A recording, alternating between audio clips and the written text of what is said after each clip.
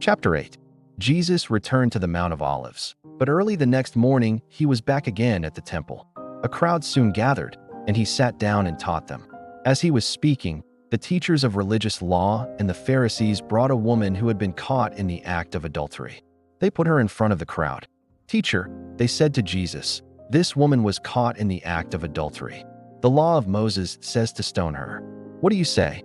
They were trying to trap him into saying something they could use against him, but Jesus stooped down and wrote in the dust with his finger. They kept demanding an answer, so he stood up again and said, "All right, but let the one who has never sinned throw the first stone." Then he stooped down again and wrote in the dust. When the accusers heard this, they slipped away one by one, beginning with the oldest, until only Jesus was left in the middle of the crowd with the woman. Then Jesus stood up again and said to the woman, "Where are your accusers? Didn't even one of them condemn you?" "No, Lord," she said.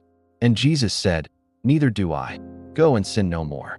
Jesus spoke to the people once more and said, "I am the light of the world. If you follow me, you won't have to walk in darkness, because you will have the light that leads to life." The Pharisees replied, "You are making those claims about yourself. Such testimony is not valid." Jesus told them, "These claims are valid even though I make them about myself. For I know where I came from and where I am going, but you don't know this about me. You judge me by human standards, but I do not judge anyone. And if I did, my judgment would be correct in every respect because I am not alone. The Father who sent me is with me. Your own law says that if two people agree about something, their witness is accepted as fact. I am one witness, and my Father who sent me is the other." "Where is your Father?" they asked. Jesus answered, "Since you don't know who I am, you don't know who my Father is. If you knew me, you would also know my Father." Jesus made these statements while he was teaching in the section of the temple known as the treasury. But he was not arrested, because his time had not yet come. Later Jesus said to them again, "I am going away. You will search for me, but will die in your sin. You cannot come where I am going." The people asked, "Is he planning to commit suicide? What does he mean? You cannot come where I am going?" Jesus continued, "You are from below, I am from above. You belong to this world, I do not. That is why I said that you will die in your sins. For unless you believe that I am who I claim to be, you will die in your sins." "Who are you?" they demanded. Jesus replied, "The one I have always claimed to be. I have much to say about you and much to condemn, but I won't. For I say only what I have heard from the one who sent me, and he is completely truthful." But they still didn't understand that he was talking about his Father. So Jesus said, "When you have lifted up the Son of Man on the cross, then you will understand that I am he. I do nothing on my own, but say only what the Father taught me. And the one who sent me is with me. He has not deserted me, for I always do what pleases him." 30 Then many who heard him say these things believed in him. Jesus said to the people who believed in him, "You are truly my disciples if you remain faithful to my teachings. And you will know the truth, and the truth will set you free." "But we are descendants of Abraham," they said. "We have never been slaves to anyone." "What do you mean? You will be set free?" Jesus replied, "I tell you the truth, everyone who sins is a slave of sin. A slave is not a permanent member of the family, but a son is part of the family forever. So if the Son sets you free, you are truly free. Yes, I realize that you are descendants of Abraham. And yet some of you are trying to kill me because there's no room in your hearts for my message. I am telling you what I saw when I was with my father. But you are following the advice of your father." "Our father is Abraham," they declared. "No," Jesus replied, "for if you were really the children of Abraham, you would follow his example.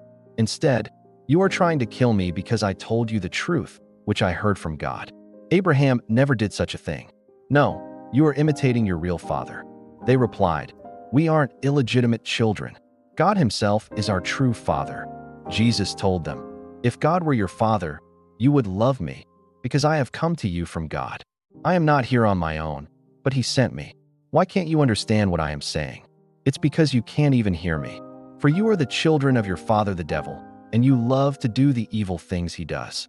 He was a murderer from the beginning. He has always hated the truth, because there is no truth in him. When he lies, it is consistent with his character, for he is a liar and the father of lies. So when I tell the truth, you just naturally don't believe me. Which of you can truthfully accuse me of sin?" And since I am telling you the truth, why don't you believe me? Anyone who belongs to God listens gladly to the words of God. But you don't listen because you don't belong to God." The people retorted, "You Samaritan devil, didn't we say all along that you were possessed by a demon?" "No," Jesus said, "I have no demon in me. For I honor my Father, and you dishonor me. And though I have no wish to glorify myself, God is going to glorify me. He is the true judge. I tell you the truth, anyone who obeys my teaching will never die." The people said, "Now we know you are possessed by a demon. Even Abraham and the prophets died, but you say, 'Anyone who obeys my teaching will never die.' Are you greater than our father Abraham? He died, and so did the prophets. Who do you think you are?" Jesus answered, "If I want glory for myself, it doesn't count. But it is my Father who will glorify me. You say, 'He is our God,' but you don't even know him. I know him. If I said otherwise, I would be as great a liar as you. But I do know him and obey him. Your father Abraham rejoiced as he looked forward to my coming. He saw it and was glad."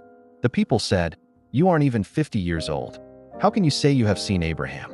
Jesus answered, "I tell you the truth, before Abraham was even born, I am." At that point they picked up stones to throw at him. But Jesus was hidden from them and left the temple.